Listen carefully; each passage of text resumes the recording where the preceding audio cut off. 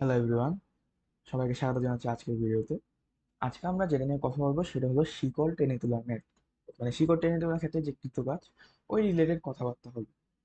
তো ধরো প্রথমে আমাদেরকে বলা আছে যে, একটু গাড়িটা চেঞ্জ করি। তো ধরো প্রথমে আমাদেরকে বলা আছে যে একটি এল দৈর্ঘ্যের শিকলের মোট ভর এন, শিকলটির 1/n অংশ একটি টেবিল থেকে ঝুলানো আছে। ঘর্ষণীয় একটি টেবিলে শিকলটি টেনে তুলতে হলে কৃতকাজ কত?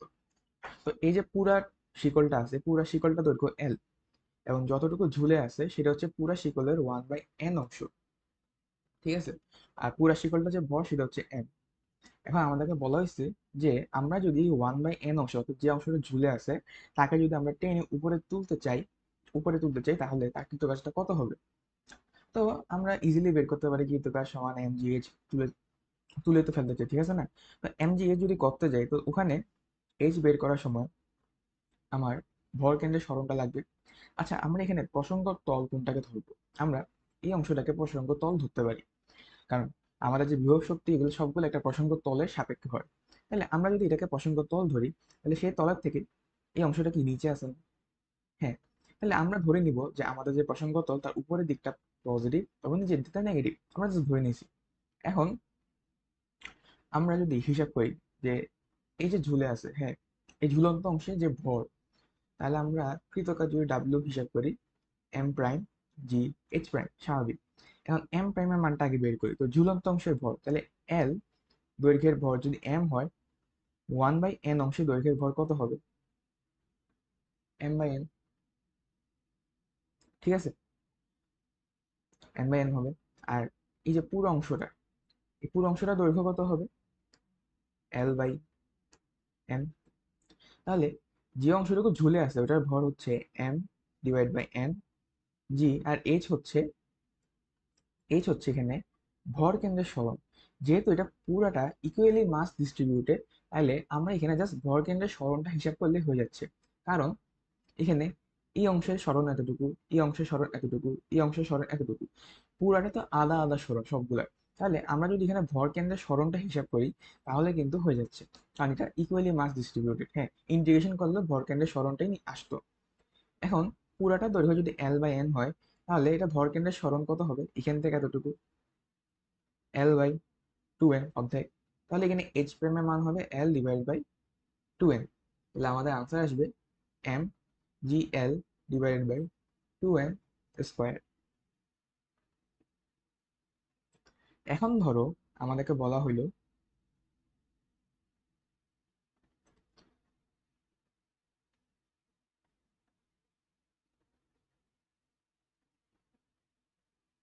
এখানে একটা শিকল আছে। তো বাই দ্য ওয়ে, আমরা এখানে যে শিকলটা চিন্তা করছিলাম, যে তলটা চিন্তা করছিলাম, ওইটা ছিল মসৃণ তল, এখানে কোনো প্রকার ঘর্ষণ নাই, কিছু নেই। হ্যাঁ, ওটা ওই হিসাবে আমরা চিন্তা করছি। এখন ধরো আমাদেরকে বলা আছে যে এই শিকলটা এই শিকলটার এতটুকু অংশ হচ্ছে আমার 2l/3, আর এতটুকু অংশ সেটা হচ্ছে l/3। এখন ধরলাম এই যে পয়েন্টটা, এই পয়েন্টটার নাম হচ্ছে এ। এখন বলা আছে শিকলটা যদি, হ্যাঁ, মানে পড়ে যাওয়া শুরু করে তখন পড়তে পড়তে তো শিকলটা এতটুকু চলে আসবে না? এই এই বিন্দুটা তখন এখানে চলে আসবে। তখন এই বিন্দুর যে বেগটা আমাকে সেটা বের করতে হবে। হ্যাঁ। তো ধরলাম শিকলটা যখন পড়া শুরু করবে, পড়তে পড়তে পড়তে পড়তে এতটুকু চলে আসবে।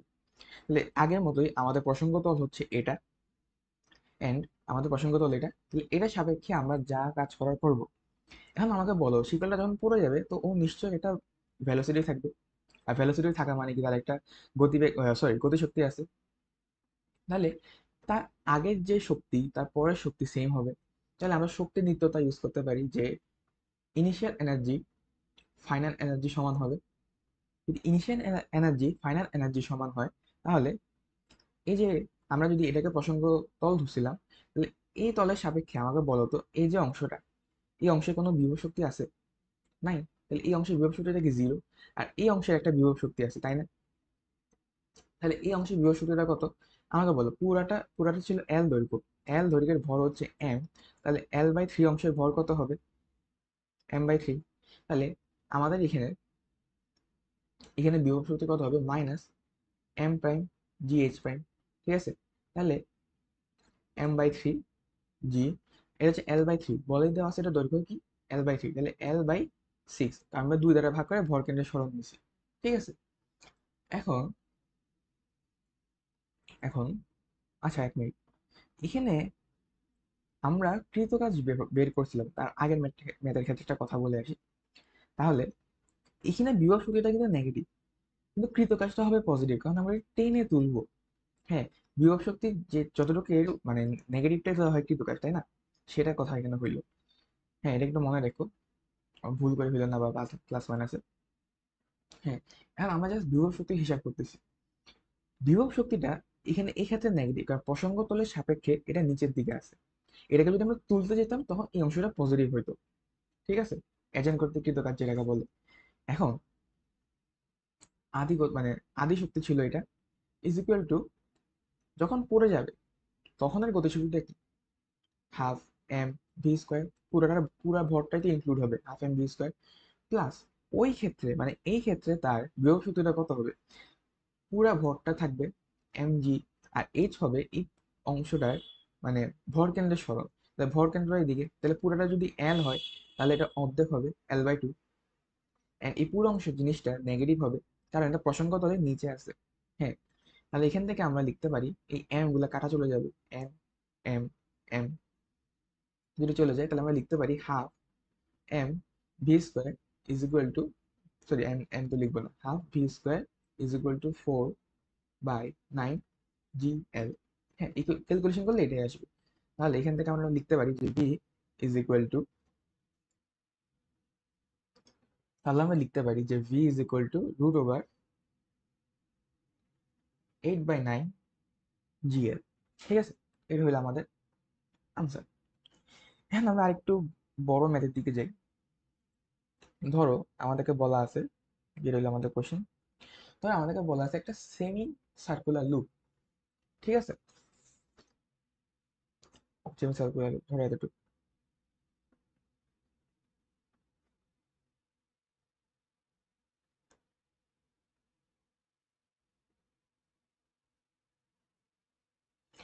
ধরো এটা হচ্ছে আমাদের সেমি সার্কুলার লুপ, এখানে একটা শিকল আছে।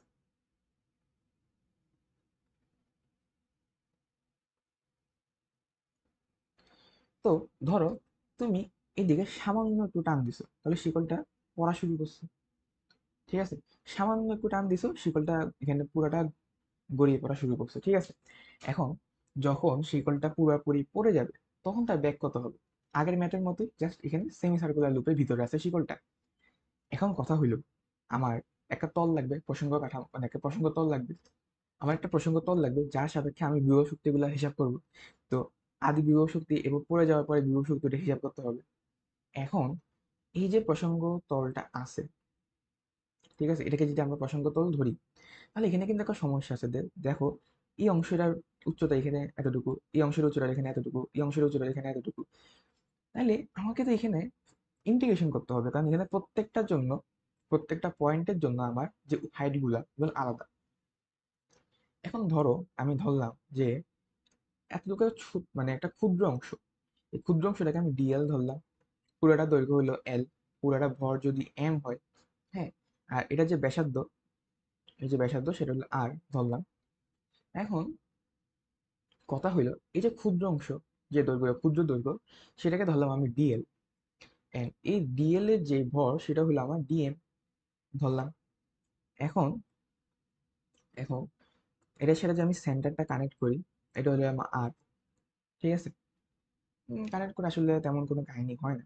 আচ্ছা হ্যাঁ, দেখো তাও দেখো, সেন্টারটা যদি আমি কানেক্ট করি সেটা হলো আর, এবং ওর যে উচ্চতা, আমার যে প্রসঙ্গ তল থেকে তার যে উচ্চতা সেটা হলো আমার এক্স। ঠিক আছে, তাহলে আমি যদি এখন ক্ষুদ্রকৃত কাজে লিখি, ক্ষুদ্রকৃত কাজে লিখি, হ্যাঁ, সেটা হচ্ছে DW ইজ ইকুয়াল টু, হ্যাঁ কৃত কাজ খালি আমি যদি এখানে তোমার বিভব শক্তি লিখি, DEP, এটা যদি লিখি তাহলে সেটা হচ্ছে আমার ডিএম, এই যে ক্ষুদ্র অংশ ক্ষুদ্র ভর ডিএম জি এইচ প্রাইম, সরি এইচ। এখন এইচ এর মান কত? তার উচ্চতা কত? এক্স না, মানে প্রসঙ্গ তল থেকে, তাই এটাকে এক্স লিখলাম। এখন আমাকে তো একটা ভেরিয়েবল বানাতে হবে যার কারণে আমি ইন্টিগ্রেশনটা করতে পারবো। এক্স তো কোনো ভেরিয়েবল এখানে হইতেছে না। হ্যাঁ, কারণ এখানে এক্স এতটুকু, এখানে এক্স এতটুকু, মানে ভেরিয়েবলটা আসলে এখানে মানে বেশি মানে ইন্টিগ্রেশন করার জন্য মানে ফিজিবল হচ্ছে না। তাই আমরা এক কাজ করি, আমরা এখানে একটা ত্রিভুজ উৎপন্ন হচ্ছে সেটা থিটাটা ইউজ করতে পারি। কারণ থিটা ইউজ করলে আমরা খুবই ইজিলি বের করতে পারবো, কারণ এখানে এখানে জিরো থেকে শুরু হচ্ছে এবং থিটাটা ঘুরতে ঘুরতে এখানে 180-তে চলে আসছে। তাহলে আমরা লিমিটটাও ইজিলি পেয়ে গেছি।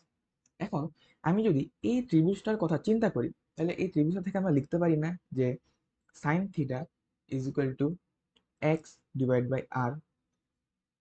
এখান থেকে আমরা যদি এখানে বসাই তাহলে কি পাই যে DM G R sine theta, x এর মানটা রিপ্লেস করলাম আমি, ঠিক আছে, এক্স এর মানটা আমি রিপ্লেস করলাম।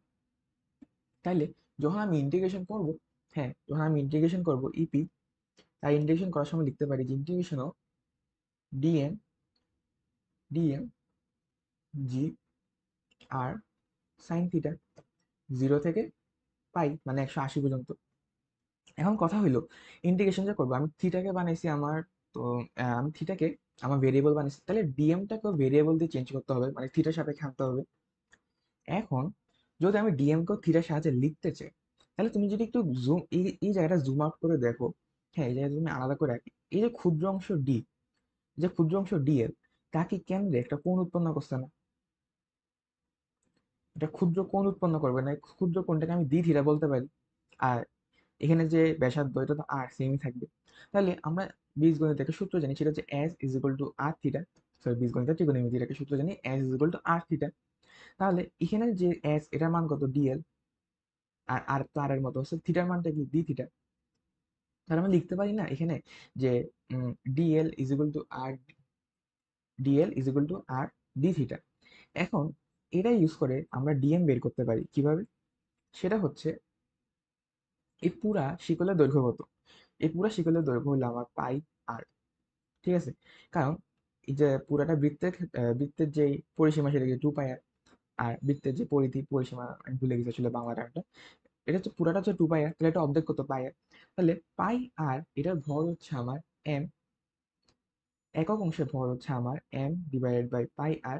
আর এই যে ডিএল, ঠিক আছে, এই যে ডিএল, তাহলে ডিএল অংশের ভর হচ্ছে আমার M pi R DL. And এই ডিএল এর জায়গায় আমি এই মানটা ইউজ করতে পারি, সেটা হচ্ছে আমার এম পাই আর আর ডি থিটা। এখন এখানে এ আর আর এ আর কাটা চলে গেল, তাহলে আমি এখানে ডিএম কে চেঞ্জ করে লিখতে পারি, যেহেতু ডিএম কেও আমি থিটার মানে থিটার দ্বারা প্রকাশ করতে পারছি, তাহলে সেখানে হবে আমার এম পাই ডি থিটা জি আর সাইন থিটা। তাহলে জিরো থেকে পাই, জিরো থেকে পাই আমরা আগে ধ্রুবকগুলোকে ইন্টিগ্রেশন থেকে বের করে আনি। তাহলে এখানে হইলো আমার এম ডিভাইডেড বাই পাই, জিও ধ্রুবক, জিও বাইরে চলে আসলো। আর এখানে থাকলো আমার, আচ্ছা আরও তো ধ্রুবক, আর এখানে থাকলো আমার সাইন থিটা ডি থিটা। তাহলে এটাকে ইন্টিগ্রেশন করলে আমরা পাই M G R divided by pi minus cos theta pi by zero. তাহলে সেটা হইলো আমার, যদি আমি এখানে দেখ মান মান বসাই, তাহলে মান বসানোর পর আমি পাই two M G R divided by pi. হ্যাঁ, তোমরা বড় হয়েছো, এই ক্যালকুলেশনটা বুঝছো, হ্যাঁ জাস্ট মান বসাইছি। তাহলে এখানে দেখো আমি যদি এখানে মানে ওই এম জি এইচ ফরম্যাটে লিখি, তাহলে এটা হচ্ছে আমার এম, এটা হচ্ছে আমার জি, আর এটা হচ্ছে টু আর ডিভাইড বাই পাই।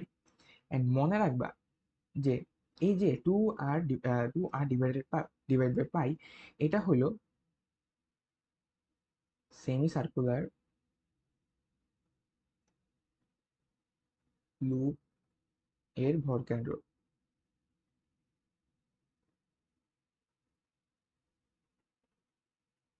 ঠিক আছে, এটা হলো সেমি সার্কুলার লুপের ভরকেন্দ্র। এখন এখন এটা হলো আমার আদি যে বিভব শক্তি সেটা। তাহলে আমি লিখতে পারি না যে E I is equal two E F. তাহলে আমার আদি যে বিভব শক্তি সেটা হলো mg 2r divide by pi, আর এটা গতিশক্তি কত, 0। আর যখন এটা পড়ে যাবে তখন তার গতিশক্তি হাফ এম ভি স্কোয়ার। আর যখন যে পড়ে যাবে, হ্যাঁ যখন পড়ে যাবে পুরোটা পড়ে যাবে, তখন তার যেই তোমার বিভব শক্তি সেটা হলো আমার minus M G pi R divide by two, পুরো দৈর্ঘ্যের অর্ধেক। তাহলে এখান থেকে আমার এম এম এম চলে যায়, থাকে ভি, শুধু ভি থাকে। এগুলোকে যদি আমি ওই পাশে নিয়ে আসি তাহলে আমার যে টোটাল ভি সেটা আসবে আমার V is equal to root over 2r 2g by pi plus G pi by 2। ঠিক আছে, এটা হচ্ছে তুমি জাস্ট ক্যালকুলেশন করলে বুঝবে। তো আমার যে ফাইনাল ভ্যালোসিটি সেটা হলো এটা। ঠিক আছে, এখন তোমাকে বলা হইলো, এখন আমরা আর একটা কোশ্চেনে যাই।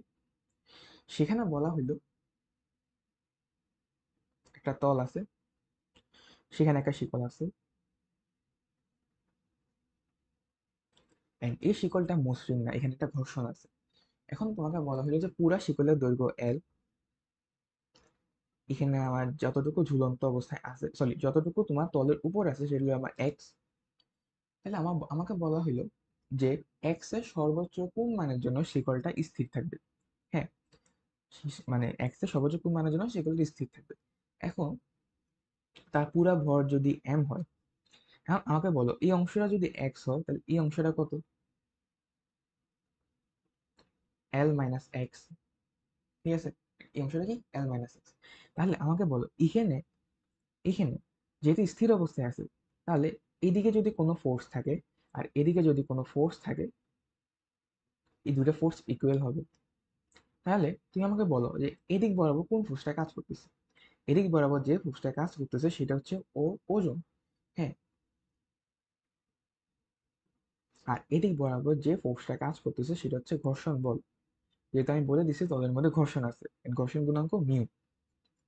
ঠিক আছে, এখন তার ওজন কত, দেখো এল অংশের ভর যদি এম হয়, তাহলে সরি এল অংশের ভর যদি এম হয়, তাহলে এল মাইনাস এক্স এই অংশের ভর হচ্ছে আমার M divide by L into L minus x.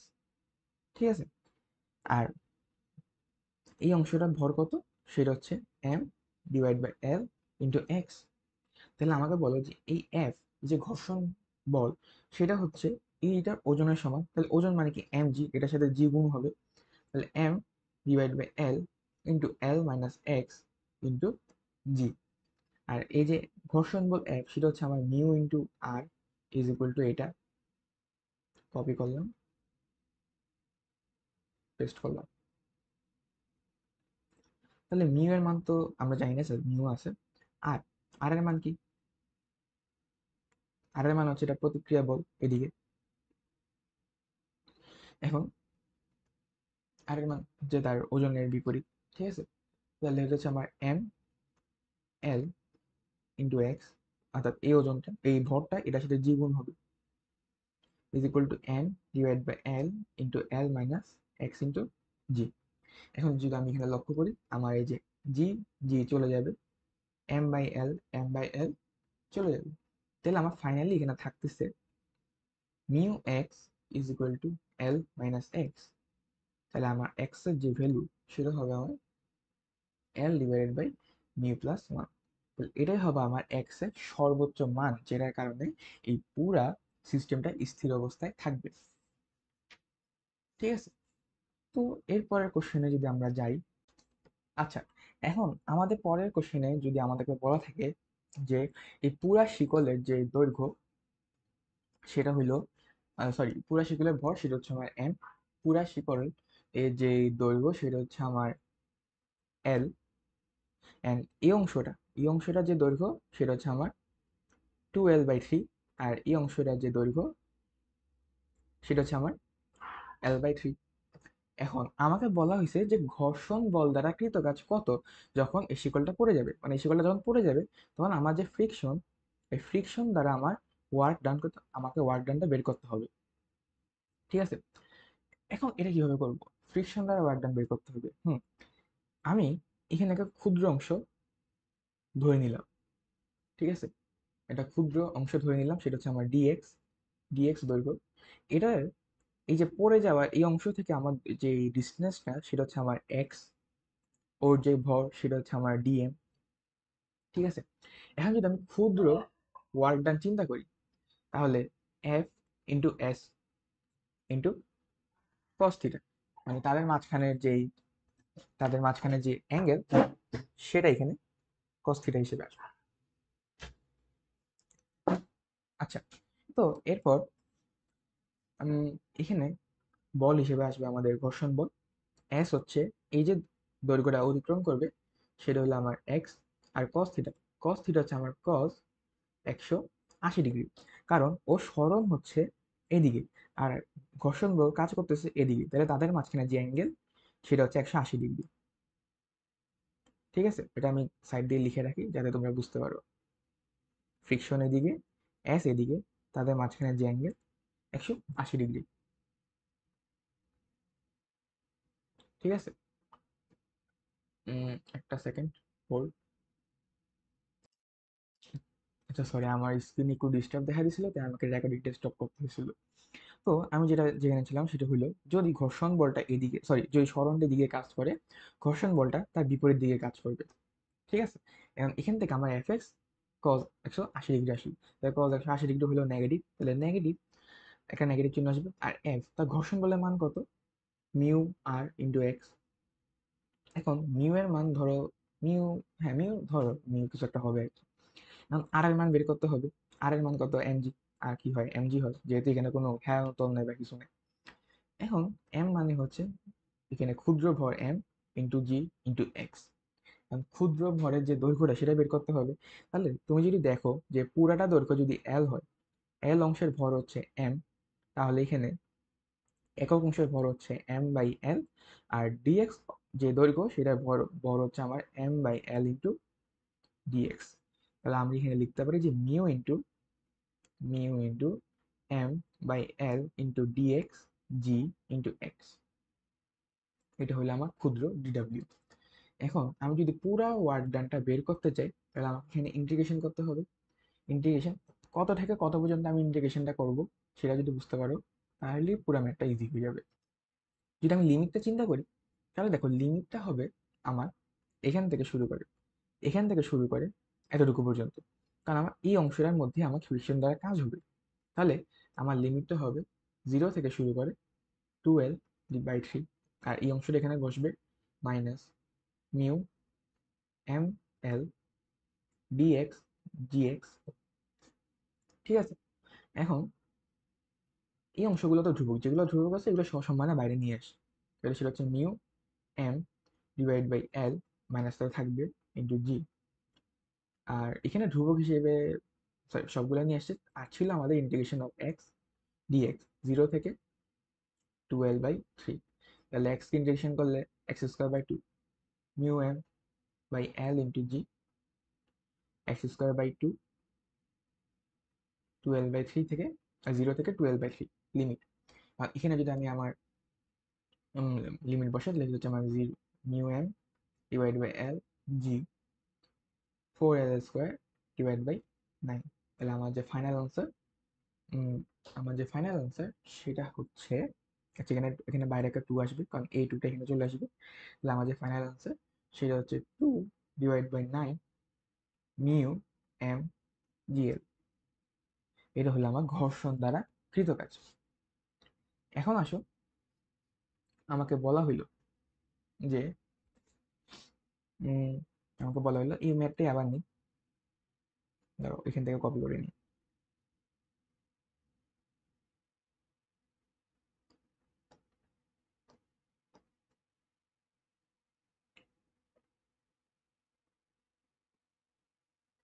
ধরো এই যে শিকলটা, এখানে মোট ভর আমার এম।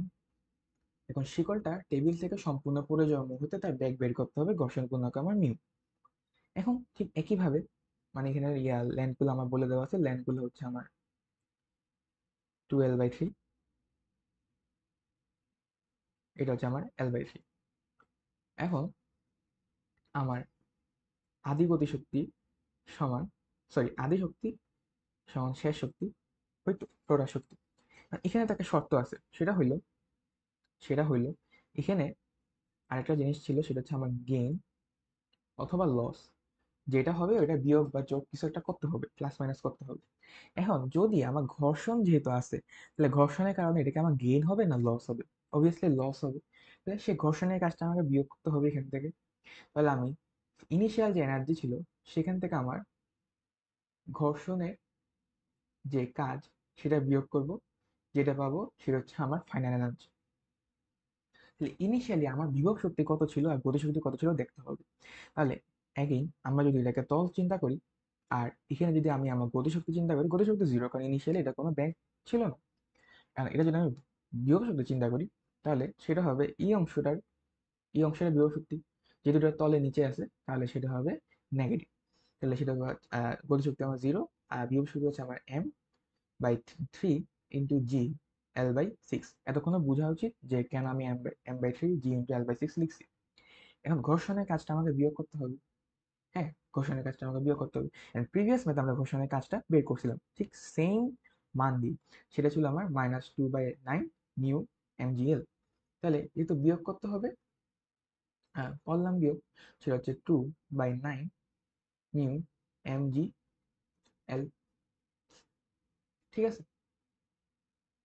আচ্ছা, তো 2/9 mg। আমার ফাইনাল যে শক্তি, সেটা হবে আমার গতিশক্তি থাকবে একটা 12 mv² আর মাইনাস mg L/2। আমি পড়ে যাওয়ার মুহূর্তে আমি ব্যাগটা খুঁজতেছি এখানে। ঠিক আছে, ঠিক আছে। আচ্ছা, এখানে আমাদের প্লাস, কারণ এটা ছিল মাইনাস, তাহলে এখানে মাইনাসে মাইনাসে হয়ে যাবে প্লাস। ঠিক আছে। এখন এখন আমি আমাকে বের করতে হবে গতিশক্তি, তাহলে আমাকে বের করতে হবে গতিশক্তি। তাহলে এখান থেকে লেখা যায় 12 mv² সমান, আচ্ছা সরি, এখানে আরেকটা জিনিস ভুল হয়েছে, সেটা হচ্ছে এখানে আসলে মাইনাস হবে। কারণ এখানে যে মাইনাসটা, সে মাইনাসটা এখানে ইন্ডিকেট করতেছিল যেটা ঘর্ষণ দ্বারা কৃত কাজ, তাই এখানে একটা মাইনাস হয়েছে। হ্যাঁ, আর এখানে আমরা ঘর্ষণের কৃত কাজের মানটা বিয়োগ করতেছি। ঠিক আছে। তাহলে এখানে যদি আমরা আম, পুরো ইকুয়েশনে লিখে যে 12 mv² is equal two 12 mv², এই অংশটাকে এই পাশে নিয়ে আসি, তাহলে এটা টোটাল হবে আমার 4/9 mgl। আর আমার ঘর্ষণের যে মানটা বিয়োগ হচ্ছে সেটা হচ্ছে 2/9 মিউ mgl।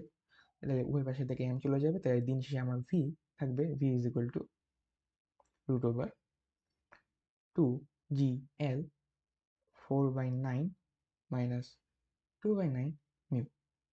ঠিক আছে, ইজি একটা ম্যাথ ছিল, জাস্ট একটু প্লাস মাইনাসের গন্ডগোল লাগতে পারে, তাই করে দিলাম, আমার নিজেরই ভুল হয়েছিল। সো একটু সাবধান থাকবে এই বিষয়ে। তো এই ছিল আমাদের শিকল টানার ফলে যে কৃতকাজের ম্যাথগুলা। হ্যাঁ, এগুলো আশা করি আসবে না, তবে আসলে এই ছোটখাটো ম্যাথগুলো আসতে পারে, বড় ম্যাথ যেমন এগুলো আসার চান্স অনেক কম। সো সবাই ভালো থাকবে, সুস্থ থাকবে, দেখা হবে পরের ভিডিওতে।